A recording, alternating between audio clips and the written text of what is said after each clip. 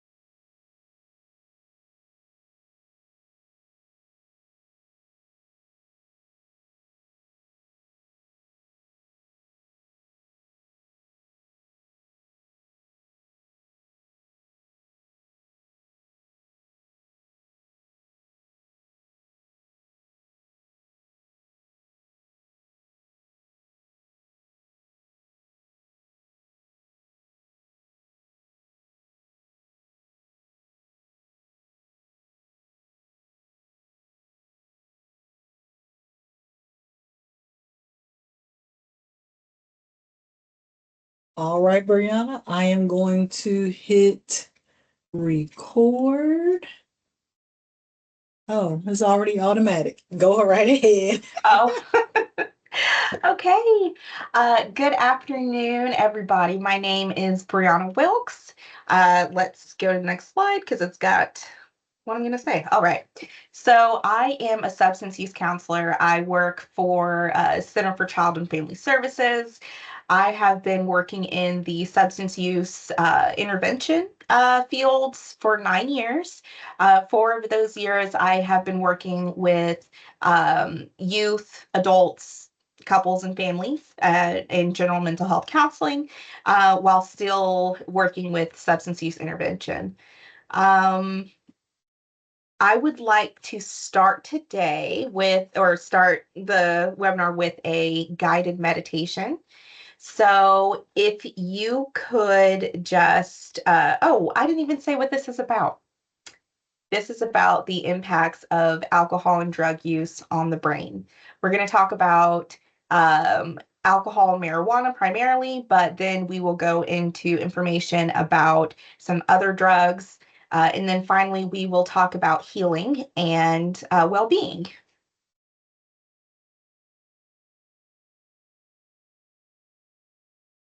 So let's take a few minutes and please follow me in a guided meditation. If you feel comfortable, feel free to close your eyes. If not, just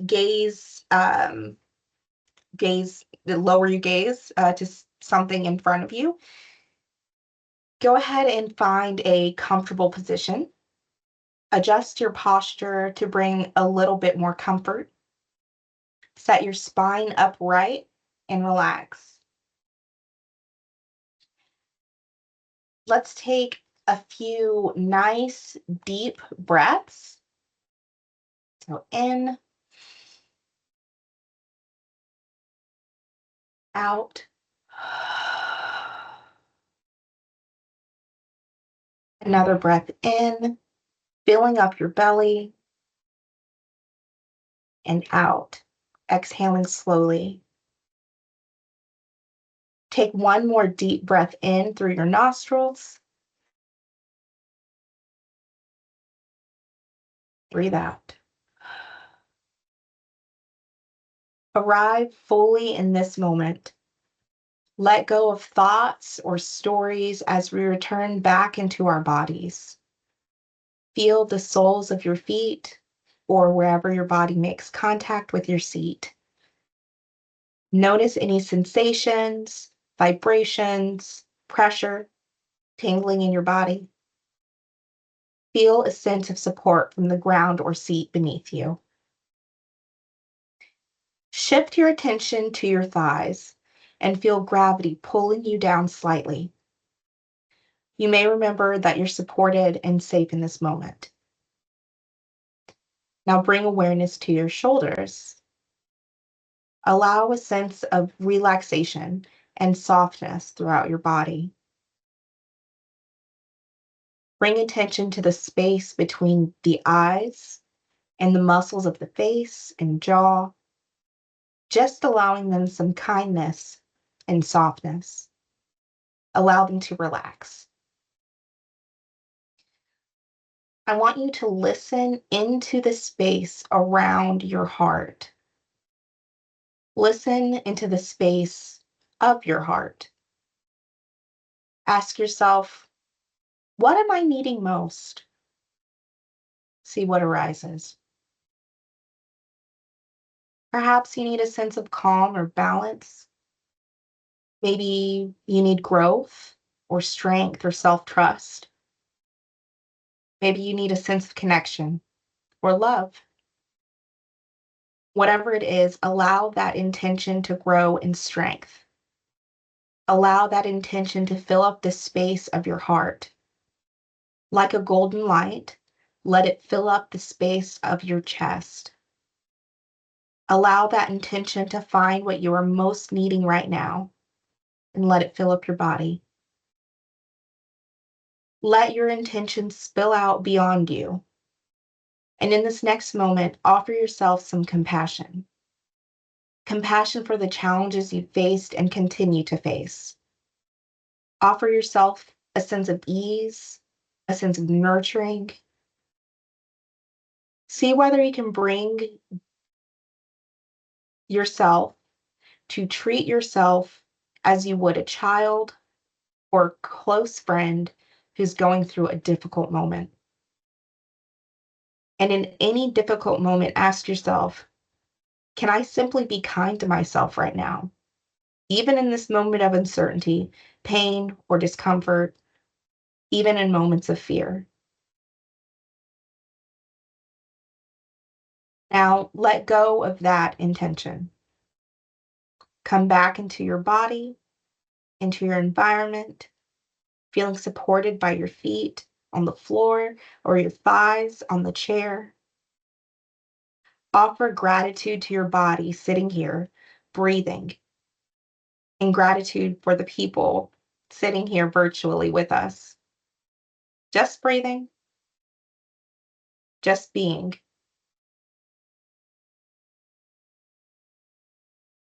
I want you to take a deep breath in and out. When you're ready, gently open your eyes and bring some movement into your shoulders, fingers, and hands if that feels right.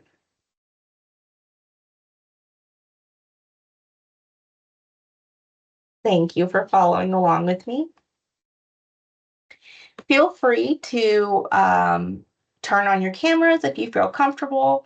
I invite you to ask any questions you may have. I will do my best to answer them. So let's look at our agenda. I kind of already told you a little bit about what we're going to do. But first, we'll talk about short and long-term effects, or just briefly cover short and long-term effects of just substance use and alcohol use. We'll talk specifically about alcohol and marijuana. I also have information about nicotine, caffeine, cocaine, and opioids. And then we'll talk about healing our brain and our bodies and just general well-being.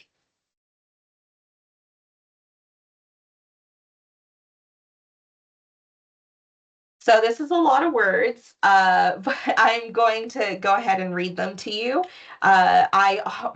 I will do my best not to just read from the slides, but yeah, let's cover the information. So, short and long-term alcohol and substance use disrupts social and family relationships. It can dysregulate mood and emotions and negatively impact psychological and cognitive functioning. And then also it can negatively impact our physical well-being. Uh, with short or long-term use, our brain experiences changes in the way that it functions. However, long-term abstinence and exercise have been shown to increase neuroplasticity, which is just our brain's ability to adapt and change. And over time, the brain does recover, can recover. Um, yeah. So, alcohol. This infographic is from imsafe.com, Child Safety Solutions. We got a little person's brain here, and I don't know if you're able to read that, but it gives specific things that happen when we consume alcohol. So slowed reaction time, uh, blurred vision, difficulty with coordination and balance. It talks about, and I'll talk about this a little bit more in depth, but we lose the ability to make appropriate decisions, and maybe not lose, maybe that's a strong word, but alcohol disrupts our ability to make helpful decisions. And then also it disrupts our ability to control our emotions. And we can also experience like slurred speech and difficulty hearing.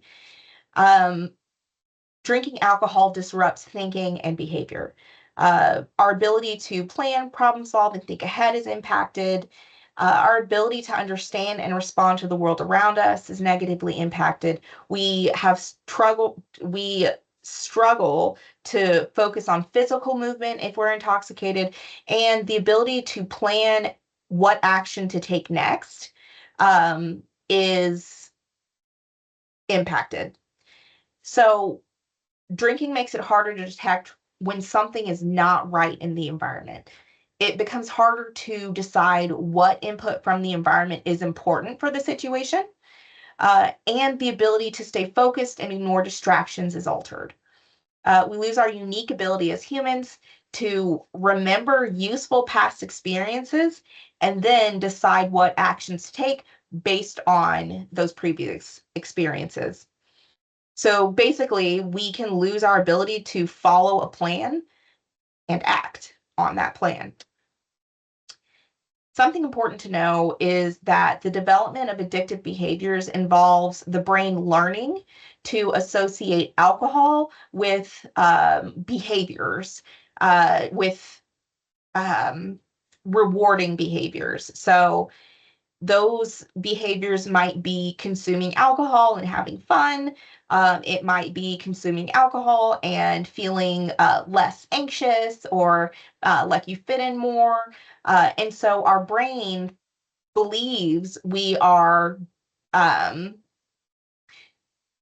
being rewarded by consuming alcohol. And so that's where our brain kind of can start to crave alcohol because it's associated it with reward. And eventually, someone could actually lose control over how much they're consuming and how often they're consuming. And they may lose the ability to stop drinking. And this is when we see uh, addiction forming. So, yeah, alcohol impacts our ability to make decisions. So I found this infographic, and there's some was it misspelled words, but for the most part, they have a pretty comprehensive overview of some of the things that happen when we use marijuana.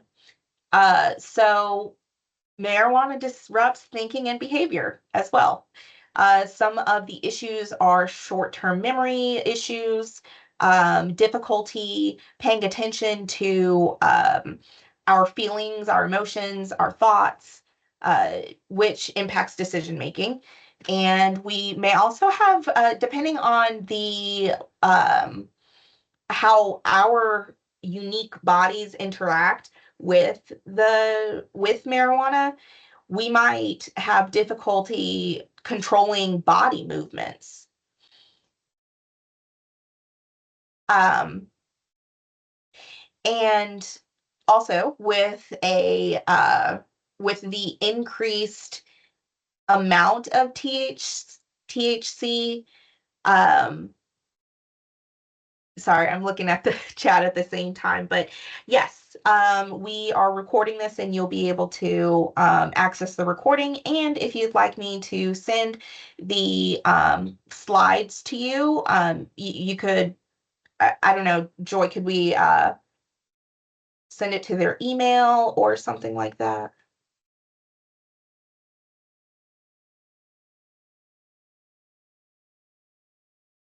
So yeah, um, it research shows, and it's becoming more, what is it, more available to our knowledge. I don't know how to phrase that, but THC in high concentrations can lead to psychosis, irreversible psychosis. So that's definitely something to consider.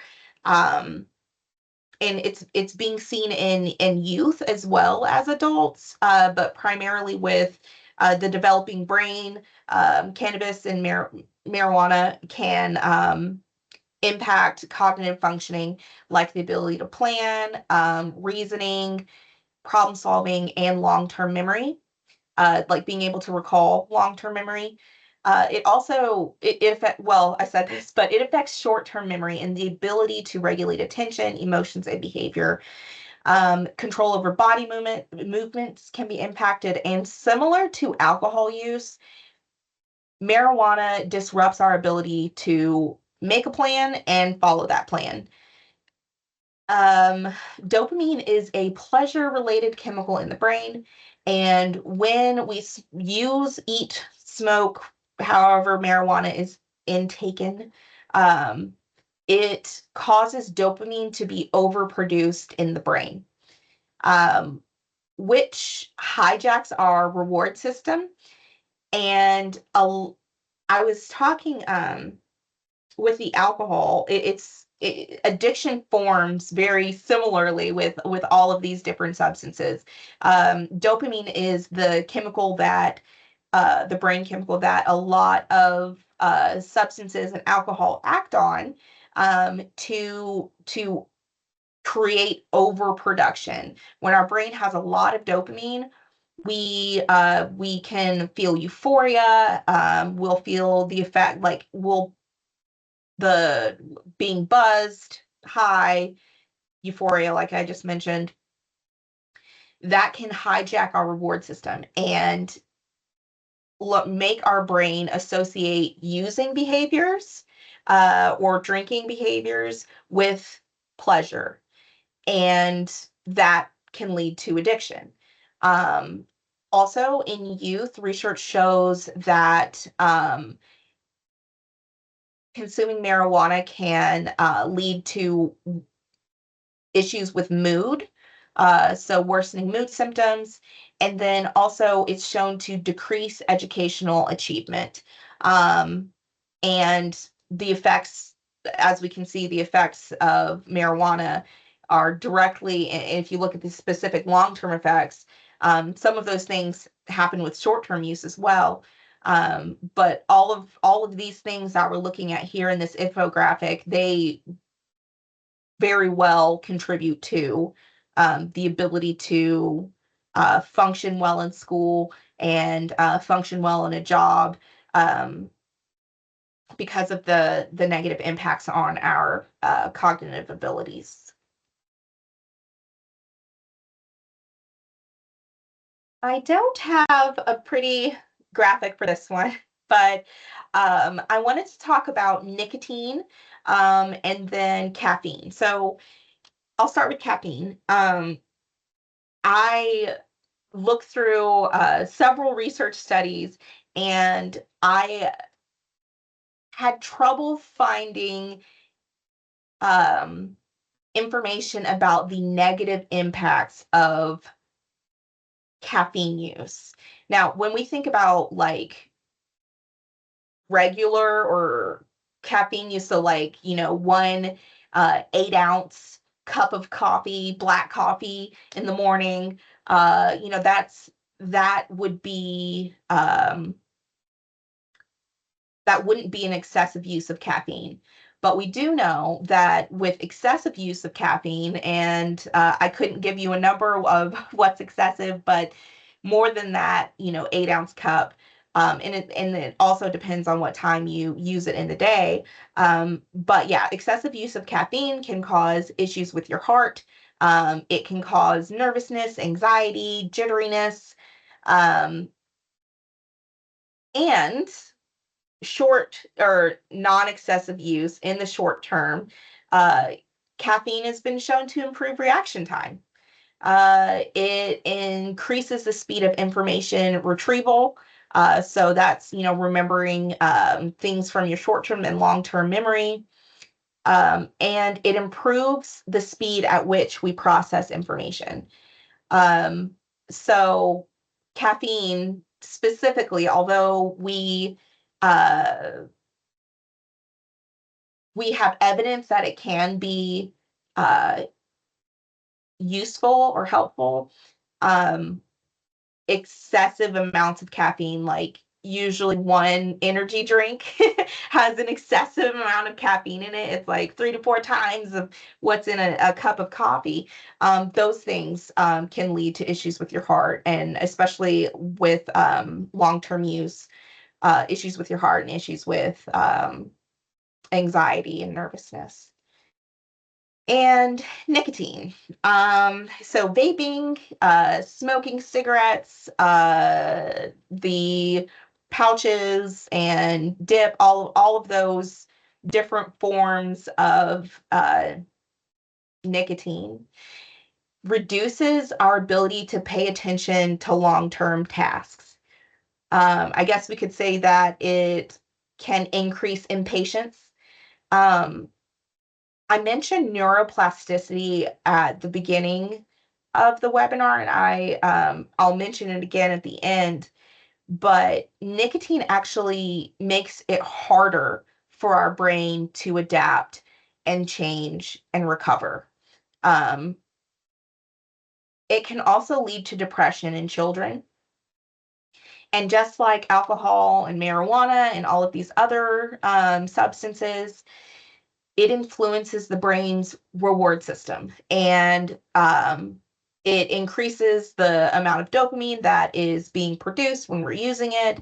And then when we stop using it, the brain might think, oh, well, I don't need to create as much because I have so much, in my system right now. So our brain actually might stop producing dopamine. And I'll talk about this again with cocaine and opioids, but um, yeah, so it hijacks our brain's reward system and can lead to addiction.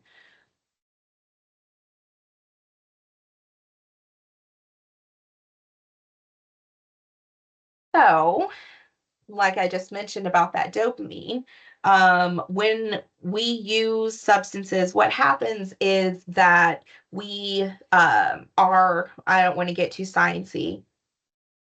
So, the dopamine builds up in the brain when the substance has been used, and it isn't able to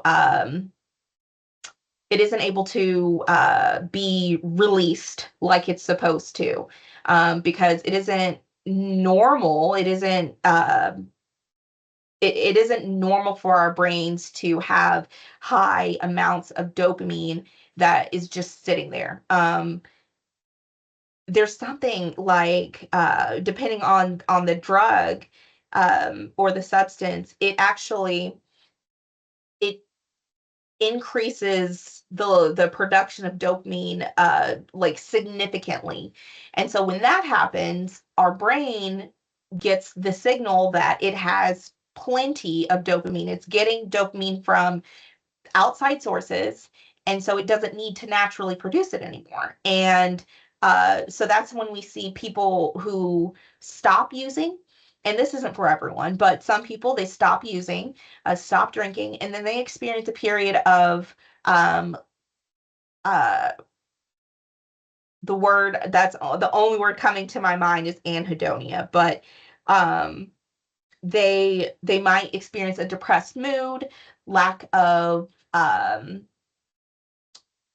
enjoyment in activities they would lack of enjoyment in activities they usually enjoy. um, they might experience irritability, just the things or the what is it like the effects of alcohol and substances, whatever a person is using it to. I guess this is just kind of like an aside, but if somebody is using alcohol to get rid of nervousness, or they're using cocaine to keep themselves awake, when they stop using those things, they didn't go away. They're just going to come back, and sometimes they come back even worse than they were before. And then, of course, if we've been using substances or alcohol to deal with just what's going on in our social and personal lives, then it might actually be harder to deal with those issues because we've been coping by trying to avoid. And if we're avoiding, we're not working and building up those skills to help manage the stressors. Um, so another thing that happens with cocaine is, of course, keeping a person up. And so it is messing with the serotonin in their brain, and that impacts mood and sleep. Um, and then cocaine use hijacks the amygdala, which is our stress response system, and it can keep it in fight or flight mode, um, and or it can reduce it. It depends on the person. I think something very interesting and that isn't always acknowledged is that alcohol and all these substances, they impact people differently. It might be similar, but everybody's chemical makeup is different, and our brains are different, and our lives are different, so we see different effects. But yeah, no, that was it, is that, yeah, we see different effects in different people. um Opioids. They also cause a higher production of dopamine, which reinforces pleasurable sensations, and our brain remembers pleasure, right? So our brain's like, yeah, I want good stuff. I want the cake because it tastes good, and good tasting food makes me happy, and it also helps me survive. And our brain doesn't know the difference between survival and just pleasure. It thinks pleasure is survival, and so eventually, and that's like some coming from like my, not opinion, well, yeah, kind of my opinion, but anyhow, what was I saying? The brain, the brain. Oh yeah. So pleasurable sensations. If our brain is associating opioid use with pleasure, then it's more likely that our brain is going to go back and say, hey, you used this thing when you felt down and it worked, so let's do it again. And again and again and again. And so then, of course, that can lead to addiction. Um, with opioids, it disrupts the ability for us to notice pain. So it's affecting our nervous system, and pain signals to the brain. Um, and then also with the same as alcohol and all these other substances, opioids can negatively impact our ability to create a plan and follow through with that plan. It can interrupt our short-term and long-term memory. And then, of course, all of that culminates to changing our behaviors. Um, and long-term abstinence and exercise encourages brain recovery. Neuroplasticity, like I mentioned, is the brain's ability to adapt to changes. There's evidence that shows that, the longer time that we spend away from using and drinking, the more likely it is that our brain can recover. Coupled with exercise, a healthy diet, and some of these other things I'm going to talk about next, our brain gets a really good chance to recover from the effects of alcohol and other substances. So this is just some suggestions. So exercise. We are recommended to exercise at least 30 minutes every day. Not gonna lie, I don't do it, but I know that it would help me if I did. It would help a lot of the issues that I'm experiencing if I exercise just 30 minutes a day. Find something enjoyable to do. I don't like running, so I'm definitely not going to be running 30 minutes a day, but I can walk, right? And I might like swimming and playing with the dog. Cleaning is even depending on like how much energy you're exerting. Cleaning your house, that's maybe not enjoyable, I don't know, but it is an activity you can do to incorporate exercise into your lifestyle. Um, Eating habits, so important. We can reduce the amount of processed sugar we're intaking, which, sugar actually affects the dopamine in our brain as well. So no, it's not cocaine, but a lot of sugar can impact your brain the same way that alcohol and other substances do, creating an addiction to sugar. And then, of course, it could also affect our sleep patterns and our mood and our gut health. So also avoiding high fat foods is a great idea. Um, I can admit that I do not eat enough vegetables. I was told by my nutritionist that half of my plate needs to be vegetables. She went to school, so I assume she's right. And so I'm suggesting to you guys too that half of your plate be vegetables. Seems like a lot, but I think getting those nutrients will help with staving off cravings for sugar and high fat foods and potato chips and all those delicious things that aren't very good for us.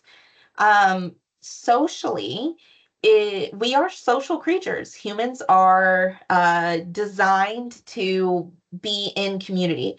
Um, that doesn't mean that you have to have a million and two friends, but it is important for us to have some type of social connection. So strengthening meaningful connections is a very worthwhile exercise. And then also building new connections as needed. And I said as needed because not everybody is a social butterfly. Some people really enjoy their small group of friends, and there's nothing wrong with that. And friends and family, or just friends, or just family. But yeah, so social support is very important. And my last point on here is about self care. And I just threw three little things in there, but self care encompasses a whole variety of different activities and hobbies. And so, what I suggest is to get plenty of sleep. Um, I know there's different schools of thought about naps. I love naps, and my life would not be complete if I didn't get a few naps a week. So getting plenty of sleep, and I don't know about a regular sleep schedule. Some people just can't do that with their job, or with their other responsibilities. So just making sure that you get that, recommended 8 hours of sleep or more if your body needs it. Um, Taking time just for yourself. This I think so many people, and I hear a lot that there's not enough time. Um, and it only takes a minute to look up at the sky, even less, to look up at the sky and notice the clouds or lack thereof, to notice birds, or to feel the sun on your back and just be feel grateful, or feel calm, feel peace for just a minute. um, we do have time to stop for a minute or two or five, and practice breath work. Um, as simple as, breathing in to the count of four, holding, breathing out to the count of four. There's so many resources, thank goodness internet, uh, that can give us ideas about things to do.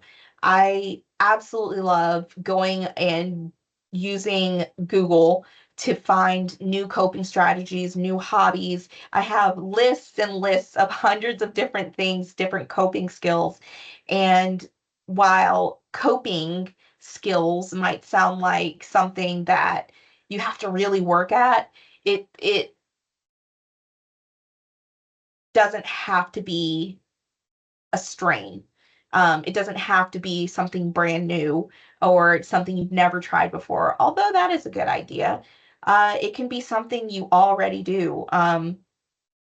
Taking an extra bath, or taking a walk, or talking with your family, just doing, or friends, spending time with friends, doing something to recognize and to live and to be present in the moment.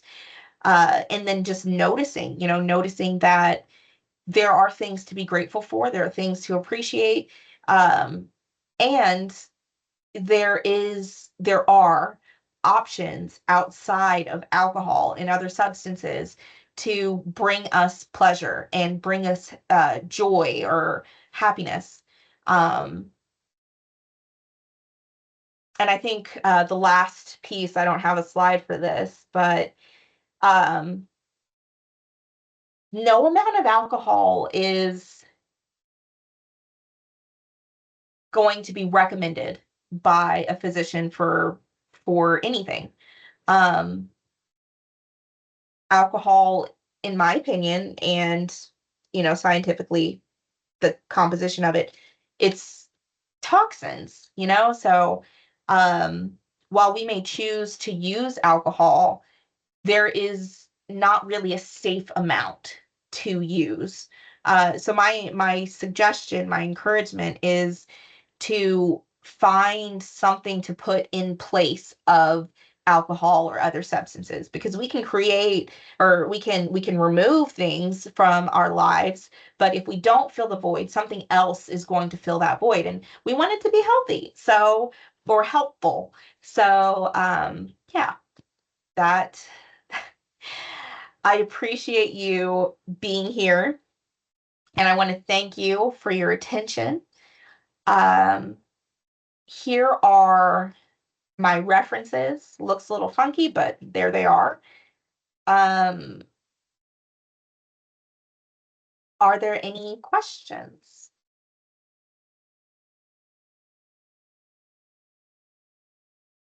I don't have a question, but I really like what you just said about alcohol. And it made me think of previously I was speaking with somebody and we talked about how um, maybe 10, 15 years ago, people would say, oh, you need a glass of wine. That's healthy for you. Everyone should get a glass of wine, or like 2 glasses of wine a week. But they weren't looking at the socioeconomic factors that go into the people who were drinking the wine. And it turned out like the wine had nothing to do with their improved health, quote unquote. It's just that those people were going to the doctors, those people had more money to go to the doctors to eat healthier, and they did do like exercise habits, like you mentioned, the 30 minutes a day. Um, so just trying to find something to, like you said, put in place of those substances. I think that's really important, as well as keeping that space open, because while people, if you think about alcohol, when they go sit down, get a beer or an alcohol, something to drink, they usually pair it with watching TV or socializing or just taking time for themselves. So if we could just replace the substance with just the watching TV or just socializing, I think that would be great. And also Yeah, get the same benefits. absolutely. Great point. And even more benefit, right? Because even just one beer affects our sleep habits, and our mood. So yeah, it's even more helpful to cut out those substances. Thank you, Tyler. Any other comments or feedback?